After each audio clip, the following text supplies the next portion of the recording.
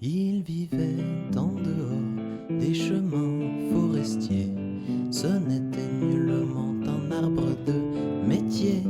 Il n'avait jamais vu l'ombre d'un bûcheron, ce grand chêne fier sur son tronc. Il eût connu des jours filés d'or et de soie, sans ses proches voisins les pires gens qui soient, des roseaux mal pensants, pas même des bambous, s'amusant à le mettre à bout. Du matin jusqu'au soir, ces petits rejetons, tout juste canne à pêche, à peine mirliton, lui tournant tout autour, chantait in extenso l'histoire du chêne et du roseau. Et bien qu'il fût en bois, les chênes c'est courant, la fable ne le laissait pas indifférent. Il advint que lassé d'être en butolasie, il se résolut à l'exil. À grand-peine il sortit ses grands pieds de son trou et partit sans se retourner ni peu ni prou. Mais moi qui l'ai connu, je sais qu'il souffrit de quitter l'ingrate patrie. À l'orée des forêts, le chêne ténébreux a lié connaissance avec deux amoureux. Grand chêne, laisse-nous sur toi graver nos noms. Le grand chêne n'a pas dit non.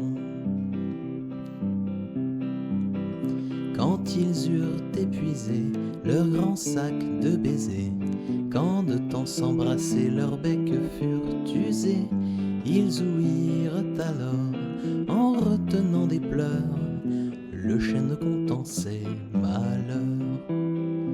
Grand chêne, viens chez nous, tu trouveras la paix. Nos roseaux soivent vivre et n'ont aucun toupet. Tu feras dans nos murs un aimable séjour, arrosé 4 fois par jour. Cela dit, tous les trois se mirent en chemin, chaque amour tenant une racine en main. Comme il semblait content, comme il semblait heureux, le chêne entre ses amoureux. Au pied de leur chaumière, ils le firent planter. Ce fut alors qu'il commença de déchanter, car en fait d'arrosage, il n'eut rien que la pluie, des chiens levant la patte sur lui. On a pris tous ses glands pour nourrir les cochons, avec sa belle écorce on a fait des bouchons. Chaque fois qu'un arrêt de mort était rendu, c'est lui qui héritait du pendu. Puis ces mauvaises gens, vandales accomplis, le coupèrent en 4 et s'en firent un lit. Et l'horrible mégère, ayant des tas d'amants, il vit prématurément. Un triste jour enfin, ce couple sans aveu le passa par la hache et le mit dans le feu.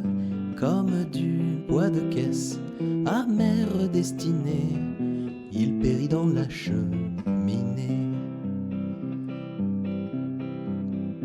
Le curé de chez nous, petit saint besogneux, doute que sa fumée ne s'élève jusqu'à Dieu. Qu'est-ce qu'il en sait le bougre, et qui donc lui a dit qu'il n'y a pas de chêne en paradis, qu'il n'y a pas de chêne en paradis.